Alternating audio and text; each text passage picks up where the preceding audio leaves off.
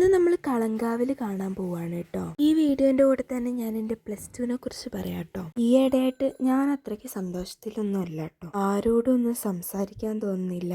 എങ്ങോട്ടെങ്കിലും പോവാന്ന് വിചാരിച്ചാൽ അതിനും പറ്റുന്നില്ല. എനിക്ക് ഈ പഠിപ്പിന്റെ ടെൻഷനൊന്നും അല്ല കേട്ടോ. നമ്മളുടെ കൂടെ നടക്കുന്ന, നമ്മൾ കൂടുതൽ വിശ്വസിക്കുന്ന ആൾക്കാരുടെ വായിന്ന് എന്തൊക്കെയാ വരികയെന്ന് നമുക്ക് പോലും പ്രെഡിക്റ്റ് ചെയ്യാൻ പറ്റില്ല. എല്ലാവരോടും ഈ +2നെ കുറിച്ച് ചോദിച്ചിട്ടുണ്ടെങ്കിൽ എല്ലാവർക്കും 100 നാക്കായിരിക്കും. കുറേ സന്തോഷപ്പെട്ടതും കുറച്ച് സങ്കടപ്പെട്ട കാലമായിരിക്കും പറയാനുണ്ടാവുക. പക്ഷേ എനിക്കത് നേരെ തിരിച്ചാന്ന് മാത്രം. അമ്മയും അച്ഛനും പറഞ്ഞ പോലെ ആരെയും അധികം സ്നേഹിക്കാനോ വിശ്വസിക്കാനോ നിൽക്കരുത്. നമ്മൾ അത്രയും വിശ്വസിച്ച ആൾക്കാർ നമ്മളെക്കുറിച്ച് മറ്റൊരാളോട് വേറെ രീതിയിൽ മോശമായിട്ട് പറഞ്ഞാൽ നമുക്കതൊട്ടും താങ്ങാൻ പറ്റില്ല. ചിലപ്പോൾ ഞാൻ ഇത്രയൊക്കെ പറഞ്ഞപ്പോൾ നിങ്ങൾ വിചാരിച്ചിട്ടുണ്ടാവും എന്നെ ആരെങ്കിലുമൊക്കെ തേച്ചിട്ട് പോയിന്ന്.